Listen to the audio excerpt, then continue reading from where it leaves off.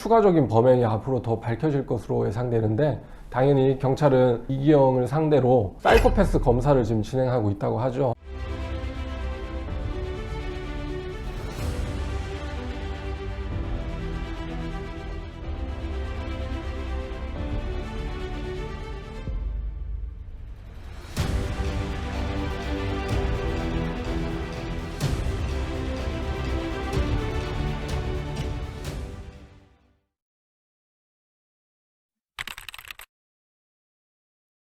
안녕하십니까 여러분. 여러분의 인생을 지켜드리는 인생변호사 배한진 변호사입니다. 뉴스 읽어주는 변호사 시간인데요, 최근에 화제가 되었던 그런 뉴스를 변호사의 시각으로 풀어보는 시간을 가져보려고 합니다. 오늘은 그 이기영이라고 신상 정보가 공개가 됐죠. 이기영의 연쇄살인 사건에 대해서 한번 뉴스를 읽어보려고 합니다. 작년 12월 20일경에 이 이기영 씨가 술에 취해서 운전을 하다가 택시와 접촉사고가 발생하게 됩니다. 그래서 그 택시기사 언쟁을 하는 과정에서 합의금을 줄 테니 집으로 가자, 이렇게 해서 집으로 그 택시기사를 데리고 간 다음에 둔기로 택시기사를 살해하고 시신을 옷장 안에 유기를 한 사건인데요, 그 과정에서 이기영 씨의 현재 여자친구가 이기영 씨가 살고 있는 집에 옷장을 확인하는 과정에서 시신을 발견하고 신고가 됐고 수면 위로 사건이 떠오른 그런 케이스인데요, 이 사건을 처음에 뉴스에서 제가 접했을 때도 연쇄살인이 굉장히 의심이 된다. 왜냐면 이기영 씨가 그 시신을 유기한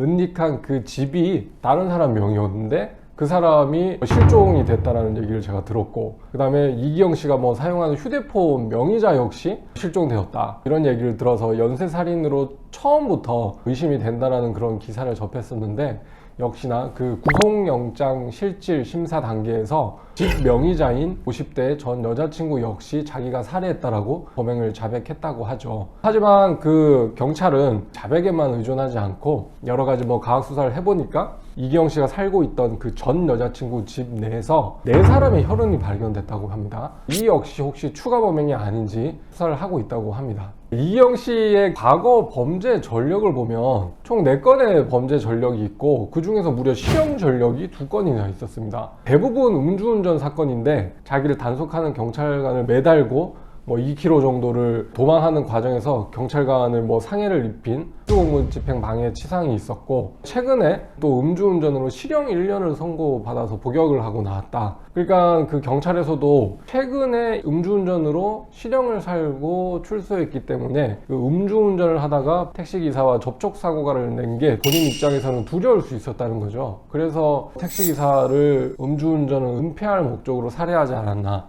이런 가능성도 제기되고 있다고 합니다. 그와 아울러서 이게 이기영 씨가 단순히 피해자를 살해한 것이 아니라 처음부터 재물을 강취할 목적으로, 강도의 목적으로 살인한 것은 아닌가, 이 역시 염두에 두고 수사를 하고 있다고 하는데요, 실제로 이기영 씨가 택시기사를 살해한 다음에 그 택시기사 명의의 신용카드로 여자친구의 선물 반지 같은 거 600만 원치를 결제하고 등등 5,400여만 원을 절취 내지 강취했다고 하거든요. 이렇게 다른 사람의 신용카드를 임의로 마치 자기 거인 것처럼 결제하는 경우에는 보통 사기죄와 여신전문금융업법 위반이 성립하게 되거든요.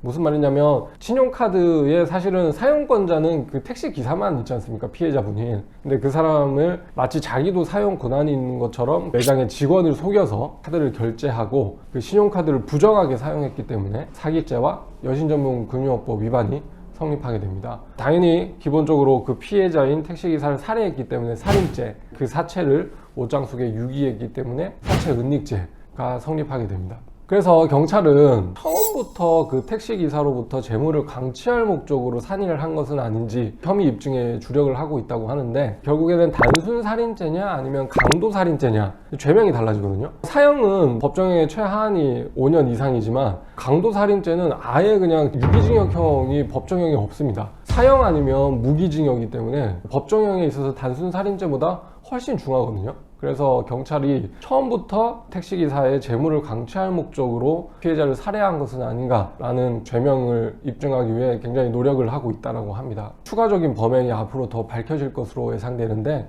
당연히 경찰은 이기영을 상대로 사이코패스 검사를 지금 진행하고 있다고 하죠. 아직 결과는 나오지 않았다고 하는데 곧 이제 구속기간이 만료가 되기 때문에 경찰은 이제 검찰에다가 사건을 송치하죠. 여러분들 뭐 알고 계시겠지만 경찰에서는 체포시로부터 최장 10일, 그다음에 검찰에서는 최장 10일 플러스 1회 한해서 연장을 할 수 있어서 10일 더. 그러니까 경찰 10일, 검찰 20일까지 최장 구속을 할 수 있는데 경찰에서 이제 구속기간이 도과하기 전에 이제 검찰로 사건을 넘기면 검찰에서 또 보완 수사를 해서 여죄를 밝혀낼 수가 있겠죠. 저도 이제 검사 재직 시절에 살인사건에 대해서 부장님들부터 교육을 받기로는 살인사건은 전 인격적인 조사가 필요하다 이런 말을 하는데요. 이기영 씨가 만약에 이렇게 사건이 성취돼서 보면 바로 뭐 그 사람을 어떻게 죽였는지 뭐 시신을 어떻게 은닉했는지 이거에 대해서 물어보진 않고요. 정말 하루 종일 그 사람이 살아온 생애에 대해서 조사를 하게 됩니다. 어렸을 때 가정 환경은 어땠고, 유년기, 그 다음에 청년기는 어땠고, 직전에 어떤 일을 했고, 뭐 이런 거를 당연히 물어보죠. 그런 과정성에서 범행 동기가 구체화될 수 있고, 이 사람이 혹시 정말 택시기사에 대한 원한이 있어서 살해를 한 것인지, 아니면